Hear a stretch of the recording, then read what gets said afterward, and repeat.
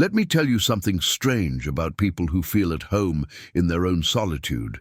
We live in a world that celebrates connection, that measures worth by how many faces surround you, how loud your social calendar sounds. Maybe you're one of them, the ones who disappear for days and return whole. And maybe no one has ever explained to you why that doesn't make you broken. If you want to understand what you feel without labels and find words to explain yourself without justifying, stay with me. Here we translate psychology into relief, not diagnosis. We speak about the invisible architecture of souls that were never meant to perform their existence. Because sometimes the most radical thing you can do in a world addicted to presence is to choose absence and call it home.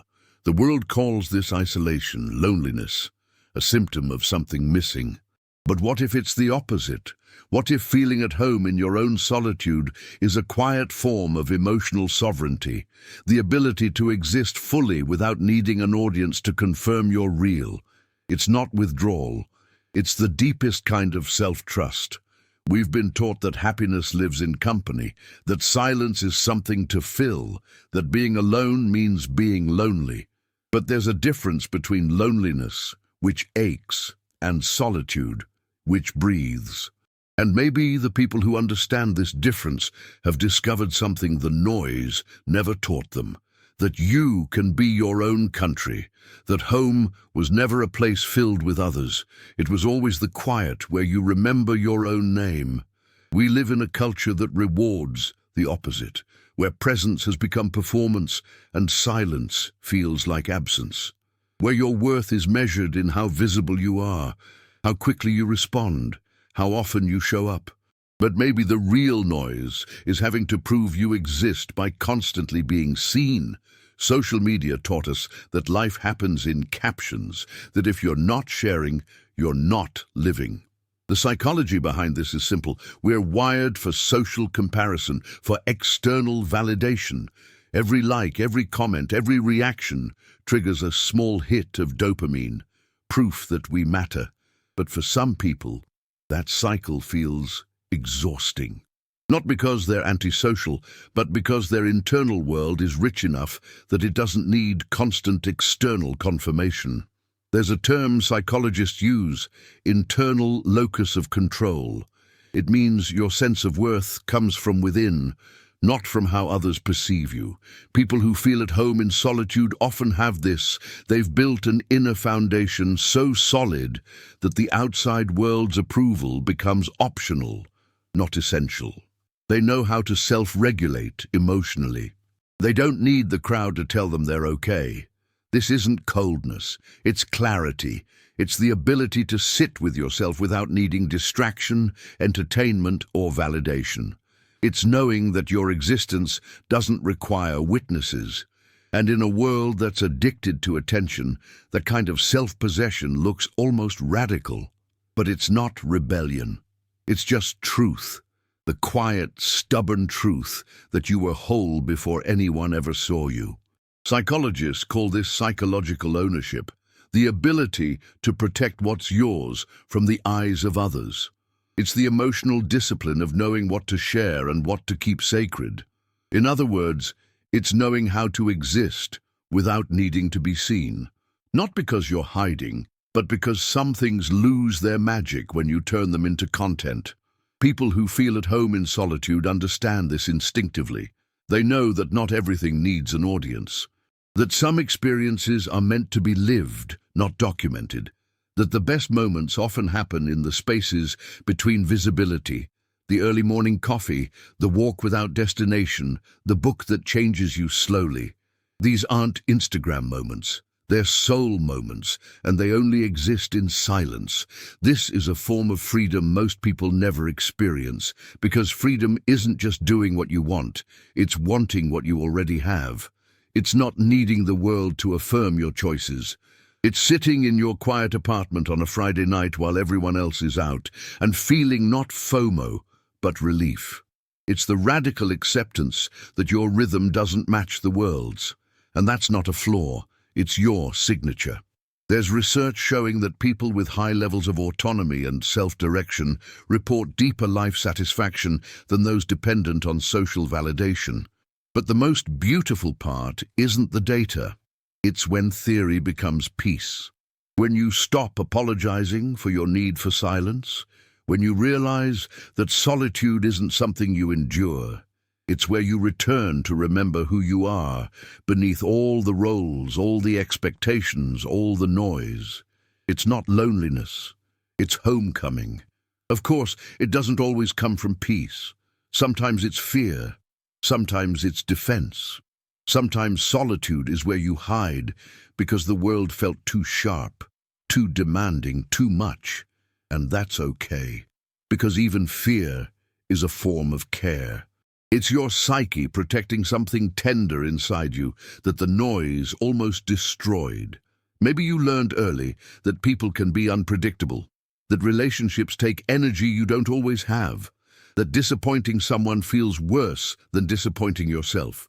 So you built a world within walls, not to punish yourself but to survive, and there's no shame in that. Sometimes withdrawal isn't weakness. It's the strongest thing you know how to do. But here's the paradox. Solitude chosen from peace looks different from solitude chosen from fear. One is a sanctuary, the other is a cage. And maybe the work isn't about forcing yourself to be more social. It's about learning to tell the difference. About asking yourself, am I here because this is where I want to be? Or am I here because I'm afraid of what's out there? The truth is, it can be both.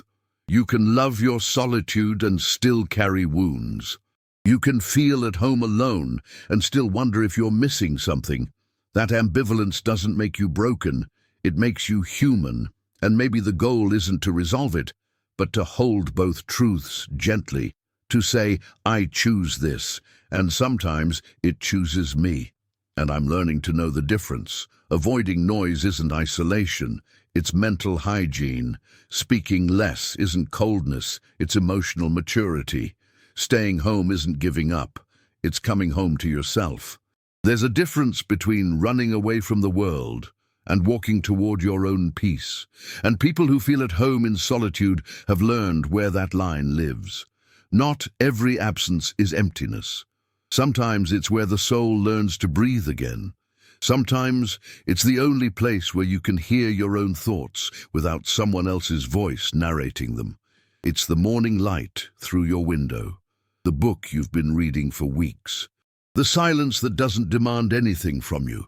These aren't small things. They're the architecture of a life built on your own terms.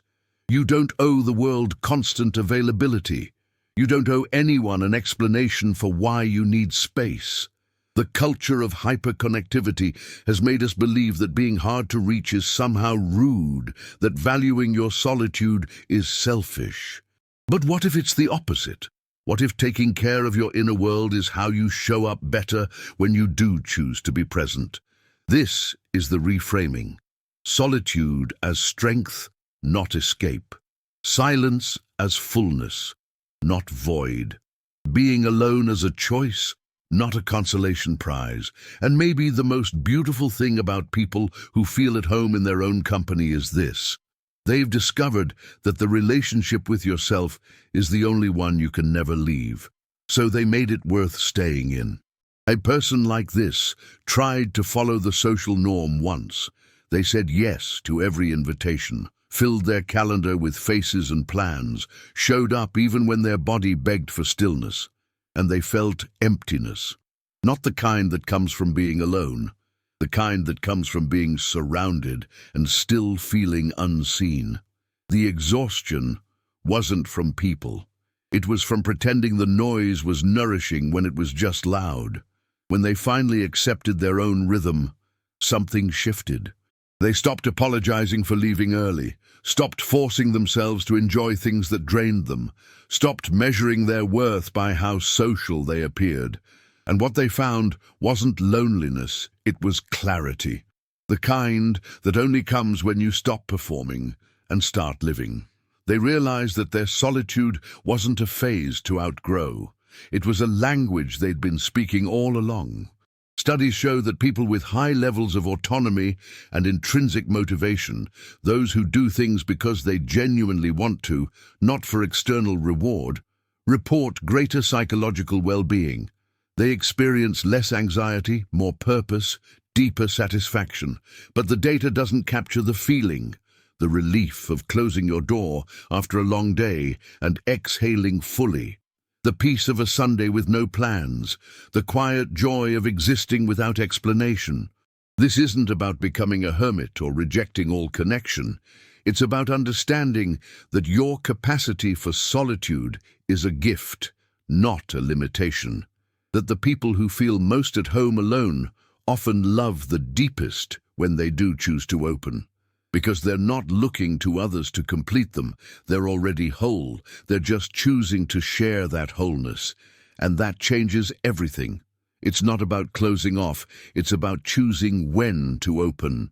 You can say, I like being with people. I just need silence before and after. That's self-awareness, not detachment.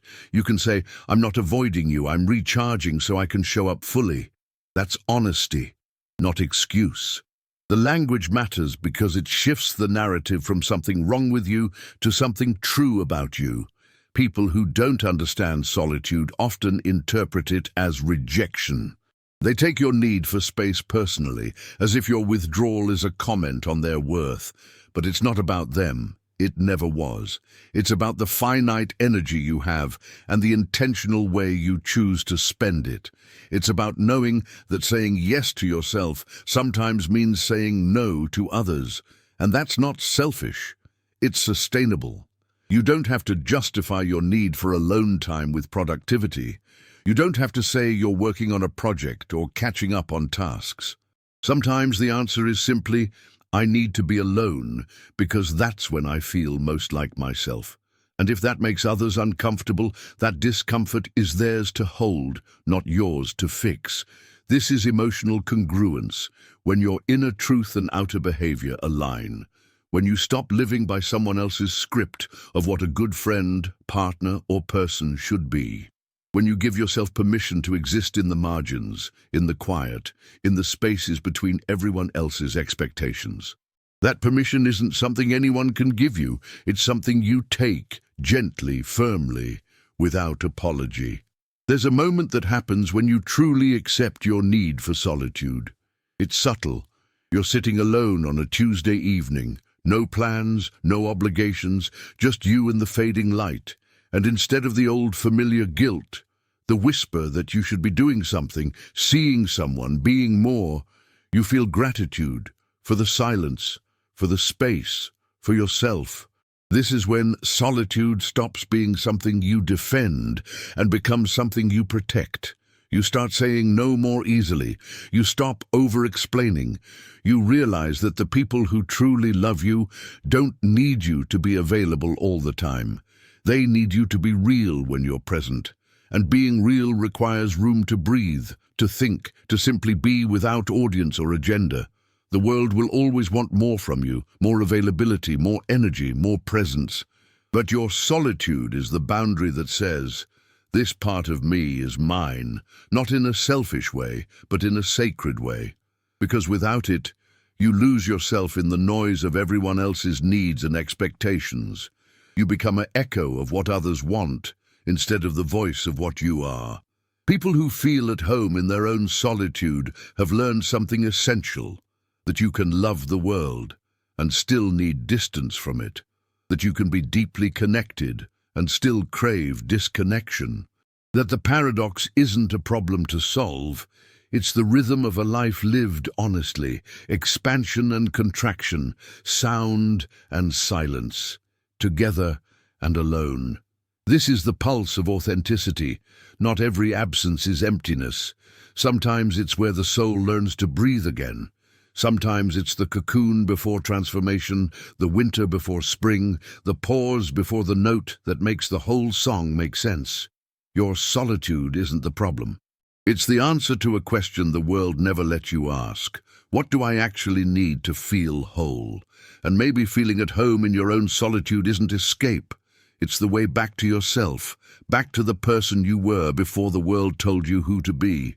Back to the quiet knowing that existed before all the noise. Back to the simple, stubborn truth that you were never meant to be everywhere, for everyone, all the time. There's a kind of courage in this that no one talks about. The courage to disappoint, to not show up, to choose yourself even when it makes others uncomfortable.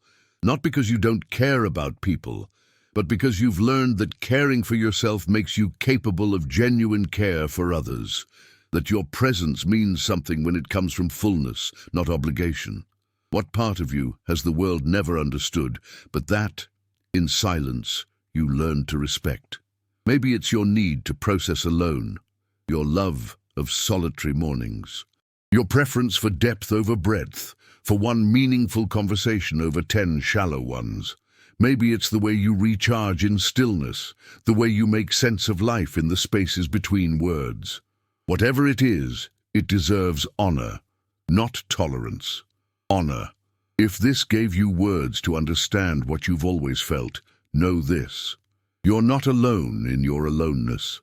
There are others like you, the ones who find God in quiet rooms, who hear truth in silence, who feel most themselves when no one's watching. You don't need to change. You need to stop apologizing for being exactly who you are. Here we speak about what the world never named, but you've always known. The beauty of an empty calendar, the richness of your inner world, the profound relief of not having to explain yourself. These aren't small things. They're the foundation of a life built on truth instead of performance, on authenticity instead of approval. Your solitude is not a consolation prize for being bad at connection. It's a different kind of mastery, the ability to be complete without completion from others, the wisdom to know that the most important relationship you'll ever have is the one with yourself. And that relationship requires time, space, and silence to deepen. So maybe the question isn't why you need so much solitude. Maybe it's why the world is so afraid of it, why silence makes people uncomfortable, why being alone is treated like a problem to fix instead of a gift to cultivate. And maybe the answer is simple, because in the quiet, you remember. You remember who you are beneath all the roles, and that kind of knowing, that kind of homecoming, is the most radical thing you can do in a world that profits from your forgetting.